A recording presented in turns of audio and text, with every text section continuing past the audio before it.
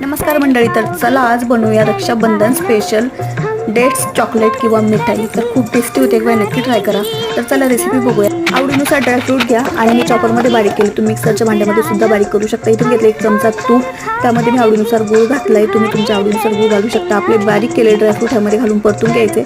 नंतर बघू शकता इथे मी थोडंसं पाणी घेतलंय, त्यामध्ये टाकलंय थोडासा अर्धी वाटी गूळ, त्यानंतर त्यामध्ये क्रश केलेलं चॉकलेट घातले। डार्क चॉकलेट होतं, ते मेल्ट होत आहे तोपर्यंत आपण इथे खजूरला असे उभे काप पाडून घ्यायचे, त्यातले बिया काढून घ्यायच्यात। नंतर आपलं तयार झालेलं जे सारण आहे किंवा स्टफिंग आहे ते ह्यामध्ये भरून पॅक भरायचे आहे।